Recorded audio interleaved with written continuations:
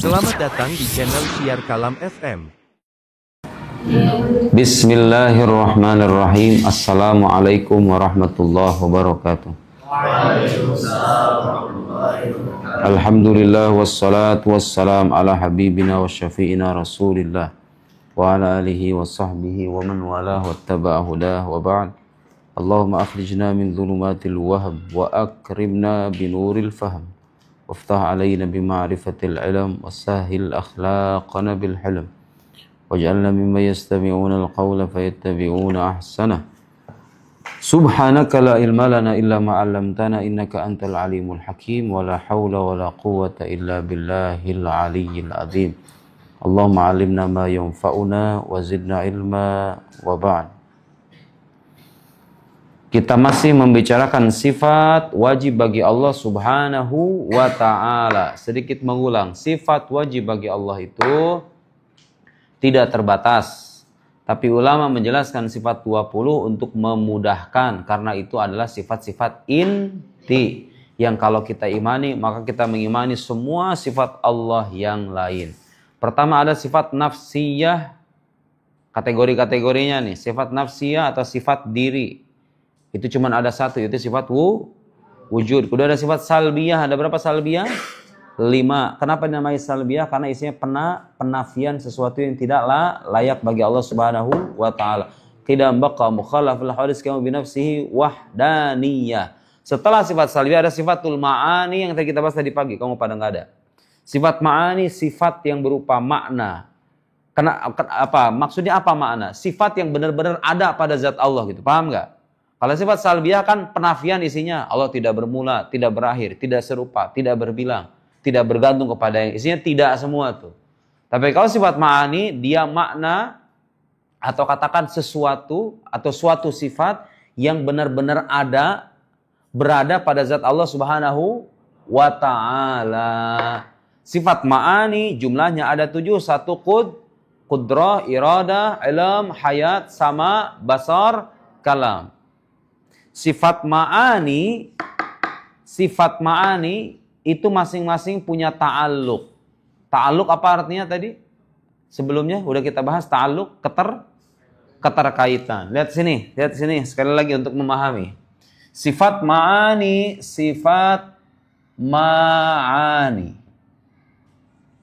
Apa artinya ma'ani? Ma'ani jamak dari kata makna. Apa maksudnya makna? Makna itu sesuatu yang ditunjuk oleh lafaz. Ketika kita mengatakan kudrah, kuasa, menunjukkan adanya sebuah sifat, artinya begini, kalau kita sebut kudrah sifat ma'ani, dalam arti bahwa kuasa Allah itu berada pada zat Allah, benar-benar ada gitu loh, paham nggak?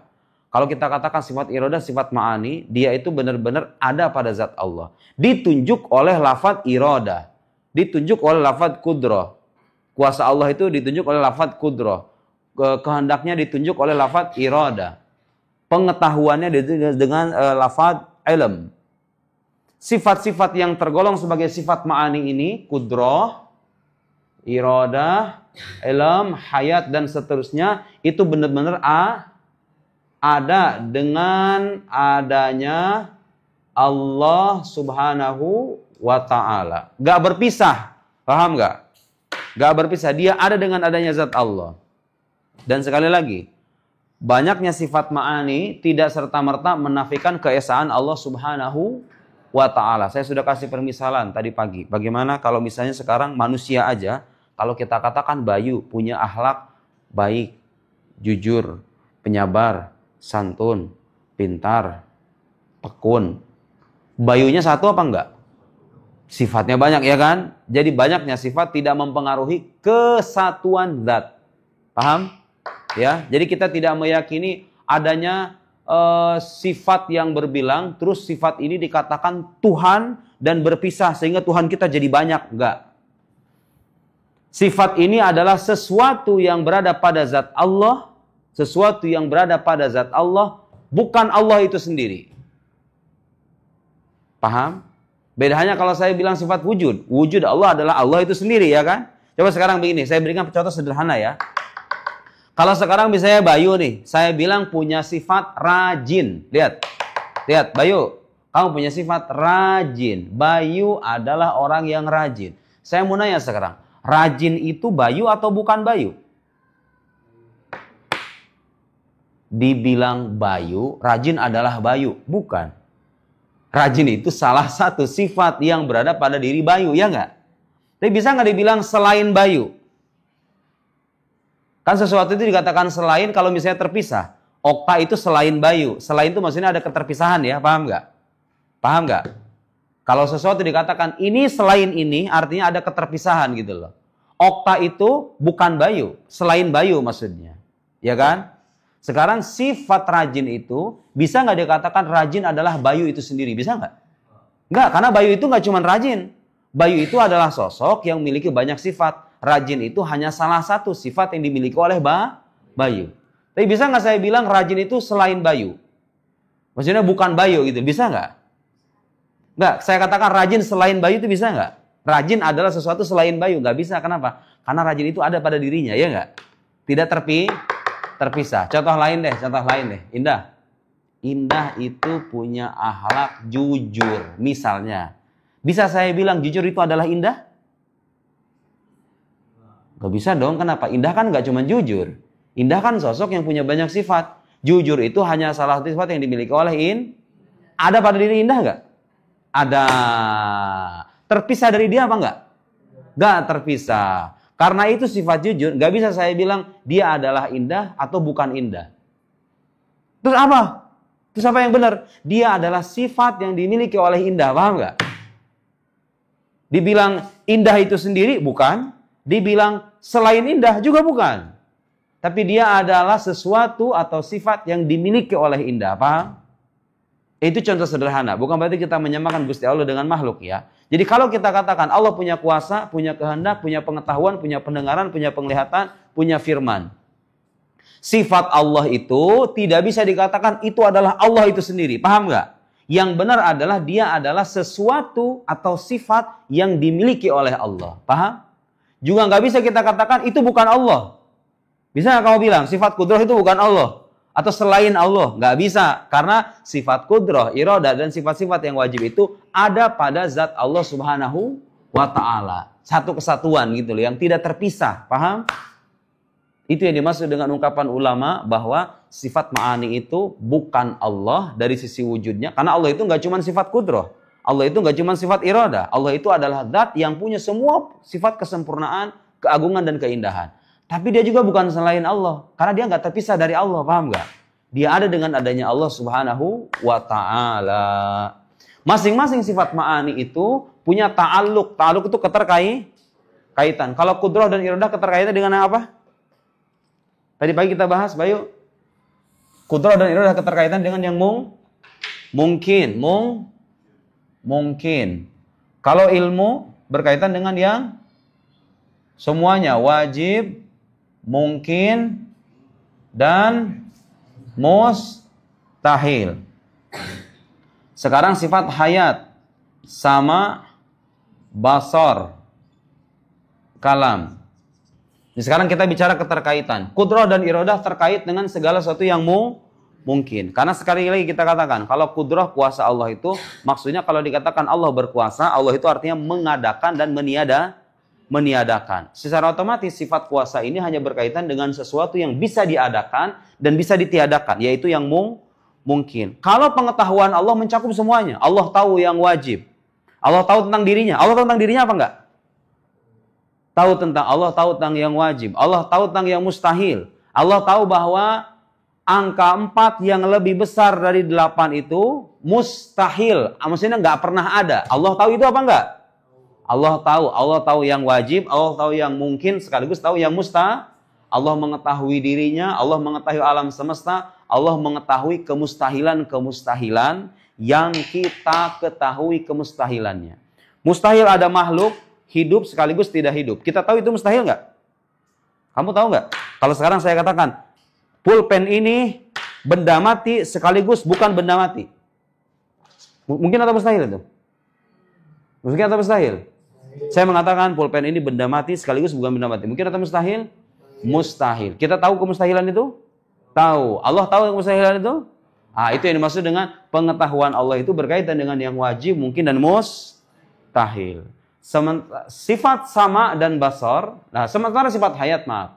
Sifat hayat gak punya keterkaitan. Karena sifat hayat itu artinya apa?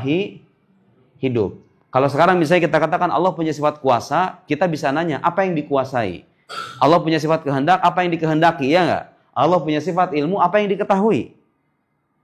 Tapi kalau misalnya Allah dikatakan punya sifat hidup, bisa nggak kamu menanya, apa yang dihidupi? Ya enggak? Gak bisa kan?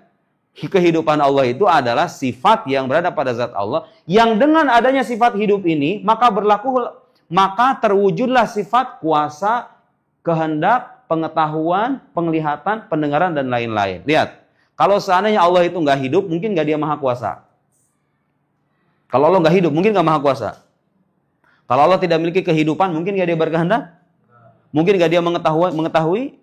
Mungkin nggak dia mendengar, melihat, dan lain-lain? Mustahil. Jadi sifat hayat ini menjadi syarat utama terwujudnya sifat-sifat ma'ani yang lain. Tapi dia tidak terkait dengan sesuatu di luar zat Allah subhanahu wa ta'ala. Itu yang dimaksud dengan wal hayatu la tata'allaqu bisyai'in. Sifat hayat tidak terkait dengan sesuatu. Sementara sifat sama dan basar itu terkait dengan segala sesuatu yang ada. Lihat halaman berapa yang sama basar? Nok. Halaman 61, Nok. Sifat sama atau sifat pendengaran. Ingat, kalau dikatakan Allah mendengar, Allah melihat, mendengar dengan alat atau enggak? Allah mendengar dengan telinga apa enggak? Jawab, mendengar dengan telinga? Allah tidak mendengar dengan telinga, tidak melihat dengan mata, tidak berfirman dengan lidah seperti halnya manusia. Karena kalau kita bicara dengan lidah, kita butuh dengan perantara lidah, ya enggak? Allah bicara dengan bahasa enggak, Nok? Bicara dengan bahasa enggak pada dirinya? Bicara dengan huruf dan suara apa enggak? Nih, saya ngomong nih. Bismillahirrahmanirrahim. Ada huruf, ada suara. Huruf itu ada permulaannya enggak? Nih, lihat nih. Bismillahirrahmanirrahim. Itu masing-masing huruf yang saya ucapkan ada permulaannya enggak? Huruf sin diucapkan setelah ba, huruf mim setelah sin, huruf alif diucapkan setelah mim, dan seterusnya. Ada permulaannya. Sementara Allah zat yang qadim, yang tidak berarti kalau begitu Allah berbicara dan berfirman tanpa bahasa, tanpa suara, berbeda dengan makhluknya, tanpa lisan. Terus bagaimana? La na'lam kaifiyat. Kita nggak tahu bagaimana Allah berbicara. Yang jelas kalau dikatakan Allah berbicara dengan huruf, dengan suara, pada akhirnya kamu mempersamakan Tuhan dengan makhluk. Nanti kita akan bicara sifat kalam, agak rumit pembahasannya. Jadi sifat kalam atau firman Allah itu, para ulama ahlus sunnah membedakan ada kalam nafsi, ada kalam lafzi. Kalam nafsi tidak terdiri dari huruf, tidak terdiri dari suara, tidak terdiri dari bahasa. Kalam lafzi yang kita baca sekarang nih Al-Quran nih, Bismillahirrahmanirrahim, Alhamdulillahirabbil alamin, ada lafadznya. Nah, ulama ahlus sunnah wal jamaah menyebut kalam lafzi itu ada permulaannya, hadis. Tapi kalau kalam nafsi, Al-Quran sebagai kalam nafsi nggak ada permulaannya. Nanti akan kita bahas dalam sifat kalam. Kembali ke sifat hayat nggak punya keterkaitan. Sifat sama, basar, dan kalam. Lihat halaman 61. Sifat sama pengertiannya apa? Sifatun qadimatun qaimatun bidzatihi ta'ala tankashihu biha jami'ul mawjudat inkishafan tamman yughayirul inkishaf bisifatil ilmi wal basar. Intinya sifat pendengaran itu adalah sifat yang qadim, yang berada pada zat Allah, yang dengannya Allah itu mendengar segala sesuatu gitu. Paham nggak? Sesuatu yang ada. Dengannya Allah mendengar sesuatu yang ada. Sifat penglihatan adalah sifat qadim, yang dengannya Allah melihat segala sesuatu yang ada. Paham? Allah mendengar suara kita, suara semut suara semut hitam, pekat, di tengah malam gelap gulita, berjalan di atas batu yang hitam.